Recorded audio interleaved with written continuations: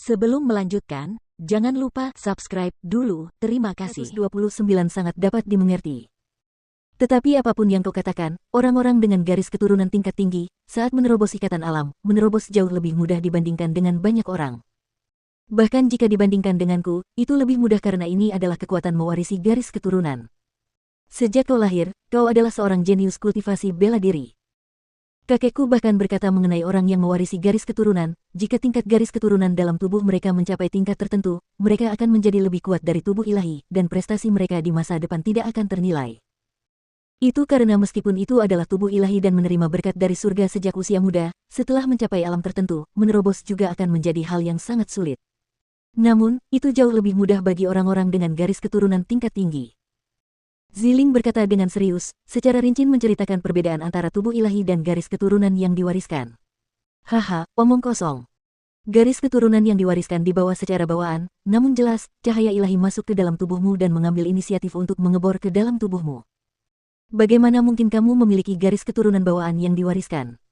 Tepat pada saat itu, Egi tiba-tiba tersenyum mengejek dan berkata, "Benar sekali. Egi, benar sekali.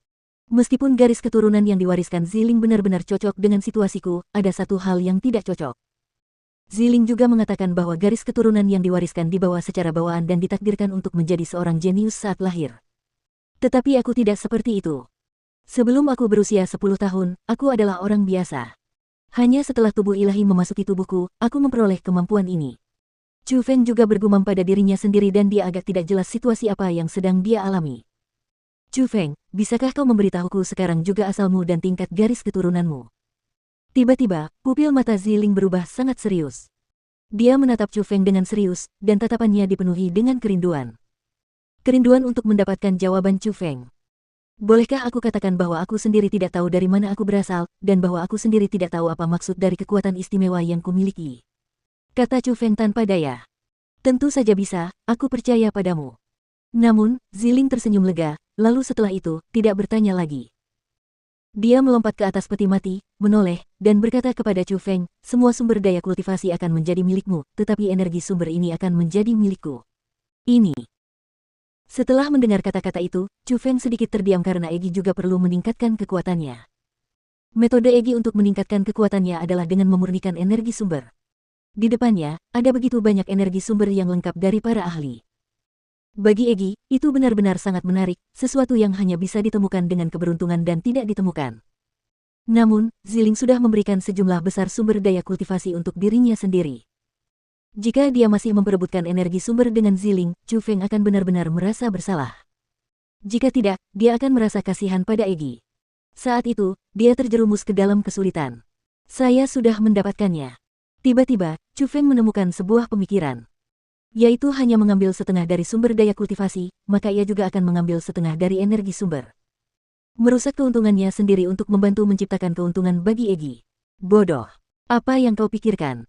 Berikan saja semua energi sumber padanya. Aku tidak butuh sedikit energi sumber ini.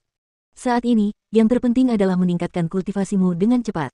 Tidakkah kau ingin menyelamatkan Surou dan Sumei? Namun, saat Chu Feng berada dalam situasi yang sulit, suara Egi yang baik dan pengertian tiba-tiba terdengar. "Egi, aku." Pada saat itu, Chu Feng benar-benar tidak dapat menggambarkan perasaannya. Kehangatan di hatinya mengalir, namun dia merasa lebih bersalah. Itu karena dia tahu bahwa mustahil bagi Egi untuk tidak menginginkan energi sumber tersebut, tetapi demi dirinya sendiri, Egi berkorban. Selain itu, agar tidak membuat Chu Feng merasa buruk, dia bahkan berpura-pura tidak peduli. "Baiklah, jangan terlalu sensitif. Tunggu sampai kamu menjadi lebih kuat, lalu bantu aku menemukan lebih banyak energi sumber. Sekarang, cepat kumpulkan sumber daya kultivasi itu." Egi tersenyum manis. Meskipun dia tampak liar dan tidak terkendali, pada kenyataannya, dia imut dan menyenangkan. Chu Feng menganggukkan kepalanya, dan dia juga tidak menahan diri. Dia mengeluarkan kosmos saknya, lalu mulai mengumpulkan sumber daya kultivasi di tanah dalam jumlah besar. Ada terlalu banyak sumber daya kultivasi, terutama manik-manik spiritual.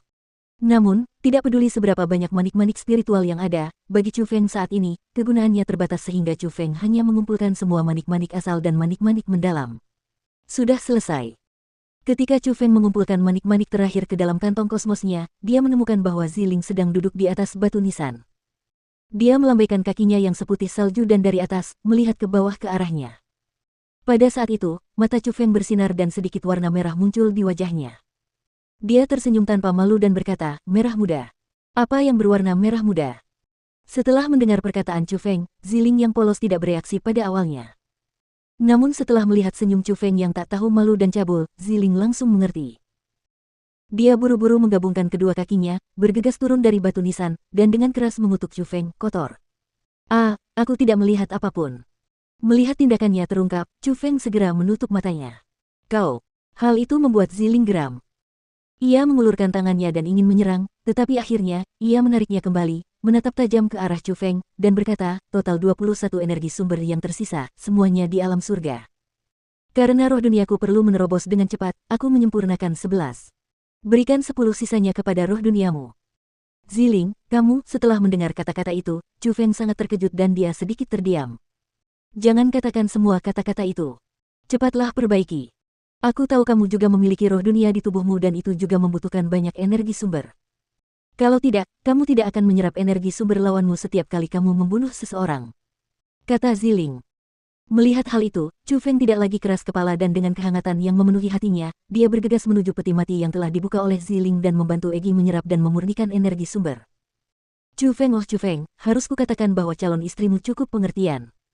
Tidak buruk, tidak buruk. Aku cukup menyukainya." Setelah memurnikan 10 sisa, kultivasi Egi telah menembus level 7 dari ranah mendalam. Dia bahkan satu level lebih tinggi dari Chu Feng, dan itu membuatnya merasa sangat puas. "Gadis kecil, bukankah kau juga sangat pengertian? Kapan kau akan mempertimbangkan untuk menjadi calon istriku?" Chu Feng terkekeh dan berkata, "Berani. Kalau berani mikirin aku, lihat aja nanti aku kebiri atau enggak." Namun, yang dibalas adalah hinaan Egi yang tanpa emosi. "Chu Feng, apa yang harus kita lakukan sekarang?